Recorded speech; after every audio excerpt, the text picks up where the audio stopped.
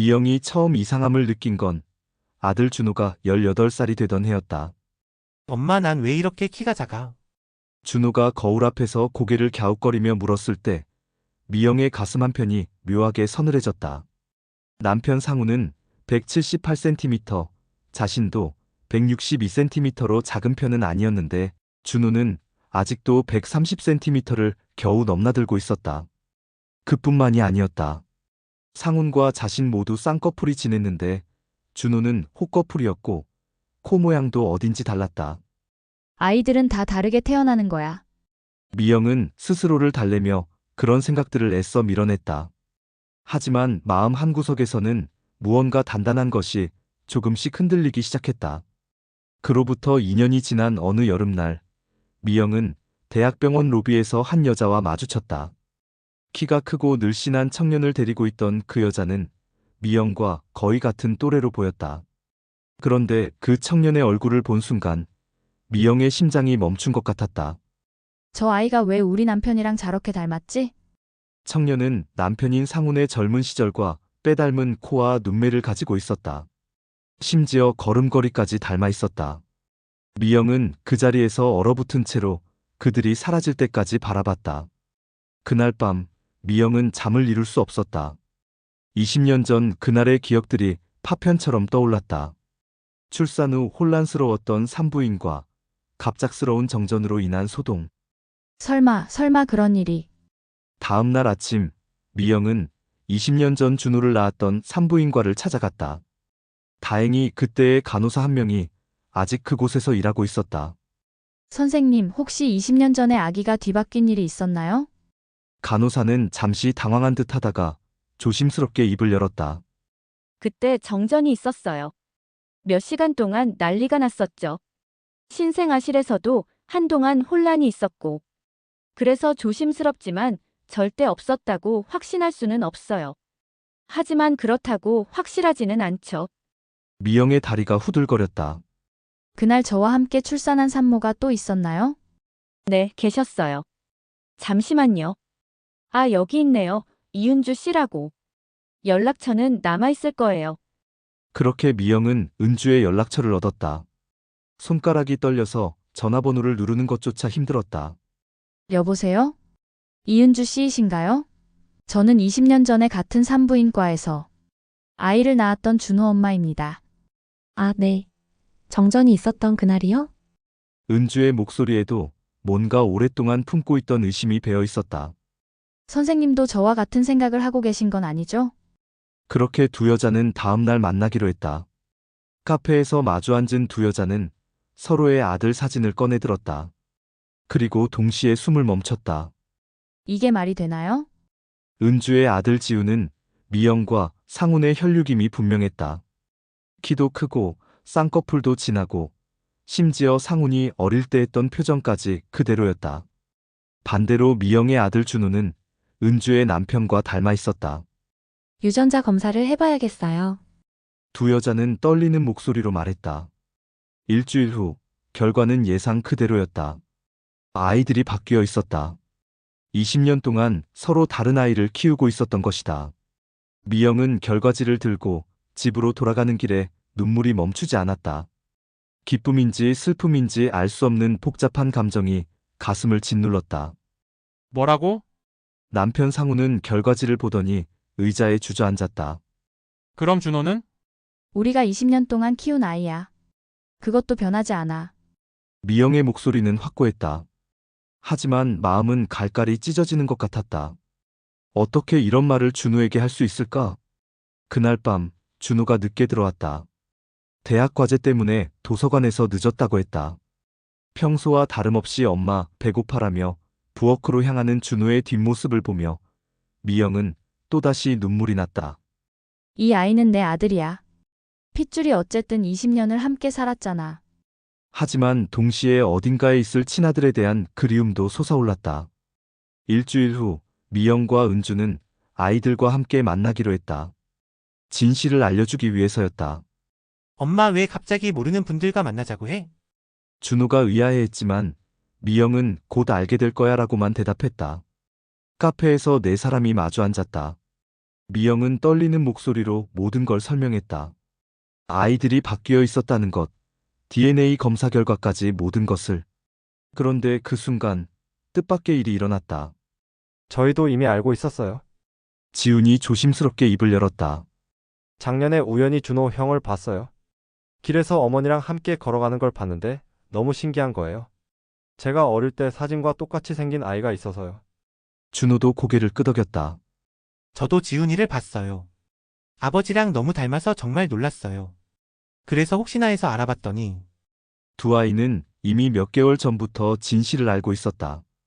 그리고 서로 연락을 주고받으며 어떻게 할지 고민하고 있었다는 것이다. 그럼 너희들은 어떻게 하고 싶니? 은주가 조심스럽게 물었다. 저희는 지금 이대로가 좋아요. 지훈이 먼저 말했다. 엄마는 엄마고 아버지는 아버지예요. 20년 동안 저를 키워주셨잖아요.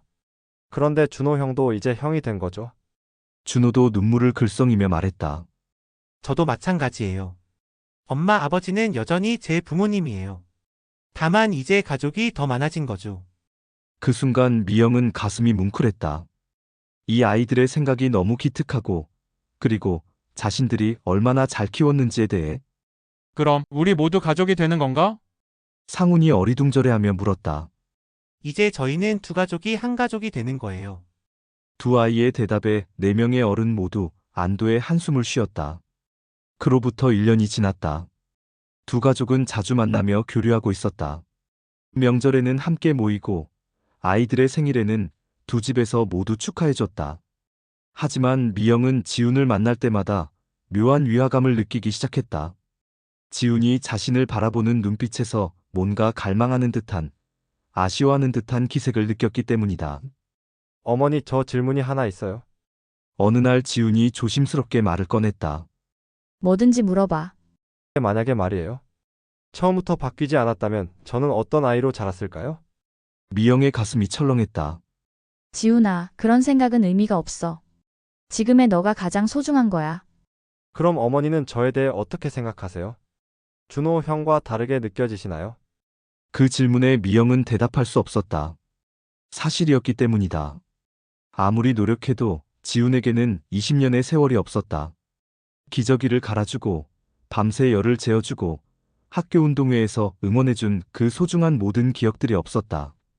몇 주 후 미영은 우연히 지훈과 은주가 대화하는 것을 들었다.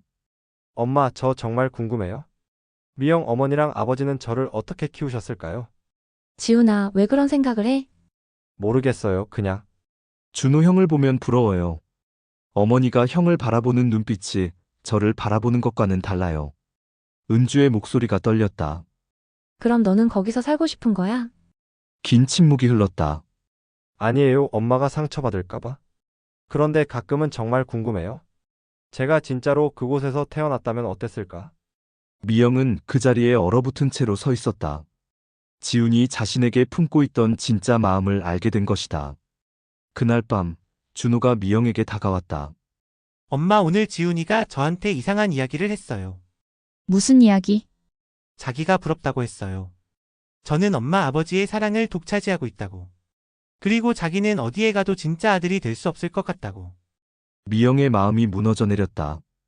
그리고 엄마 저도 사실 말씀드릴 게 있어요. 뭔데? 저도 가끔 은주 어머니가 부러워요. 지훈이를 그렇게 사랑하는 모습을 보면 제가 진짜 아들이었다면 저도 그런 사랑을 받았을까 하고 생각해요. 일주일 후 지훈이 미영을 따로 만나자고 했다. 어머니 죄송해요. 제가 욕심을 부린 것 같아요. 무슨 말이니? 사실 저는 어머니와 아버지 곁에서 살고 싶어요. 진짜 아들로요. 하지만 그렇게 하면 저를 20년 동안 키워주신 엄마 아빠가 너무 상처받을 것 같아서 그러지 않은 척 했어요. 지훈의 눈에 눈물이 고였다. 그리고 준호 형도 결국은 상처받을 거예요. 자기 자리를 빼앗겼다고 생각할 테니까요. 미영은 아무 말도 할 수 없었다. 이 아이가 진짜로 원하는 건 무엇인지, 그리고 그것이 과연 옳은 일인지 판단할 수 없었다. 지훈아, 널 어떡하니? 어머니, 혹시 저희가 몰래 가족이 될 수는 없을까요? 다른 사람들 모르게요. 그 순간 미영은 깨달았다. 이 상황이 얼마나 복잡하고 아픈 것인지를. 6개월이 지났다. 지훈은 결국 유학을 떠났다. 공부하러 간다고 했지만 모두가 알고 있었다. 이 복잡한 상황에서 벗어나고 싶어서라는 것을. 미영은 공항에서 지훈을 배웅했다. 준호와 은주 부부도 함께였다. 어머니 연락드릴게요. 지훈이 미영에게 작은 편지를 건넸다. 비행기가 떠난 후 미영은 편지를 읽었다. 어머니, 저는 어머니의 진짜 아들이 되고 싶었어요. 하지만 20년이라는 시간을 되돌릴 수는 없다는 걸 깨달았어요. 준호 형이 어머니의 진짜 아들이에요. 피는 섞이지 않았어도 함께한 시간이 더 소중하니까요. 저는 멀리서 어머니를 사랑하겠어요. 그게 모두에게 최선인 것 같아요. 미영은 눈물을 흘렸다. 가족이란 과연 무엇일까? 혈육일까? 시간일까? 아니면 사랑일까? 준호가 다가와서 어머니의 어깨에 손을 올렸다. 엄마 괜찮아요. 지훈이도 언젠가는 자기만의 답을 찾을 거예요. 미영은 고개를 끄덕였다. 어쩌면 완벽한 해답이란 없는 것일지도 모른다. 때로는 사랑한다는 것이 놓아주는 것일 수도 있고, 때로는 지켜내는 것일 수도 있다. 지금 이 순간, 미영이 확실히 아는 것은 단 하나였다. 준호든 지훈이든 두 아이 모두 자신의 마음속에서는 아들이라는 것. 그리고 그 사랑에는 순서도 크기도 없다는 것. 다만 사랑의 형태가 다를 뿐이었다. 하나는 함께하는 사랑이고 하나는 기다리는 사랑이었다. 미영은 하늘을 올려다보며 중얼거렸다. 잘 가, 지훈아. 그리고 언제든지 돌아와도 돼. 그리고 그 말이 진심이라는 것을 미영은 알고 있었다.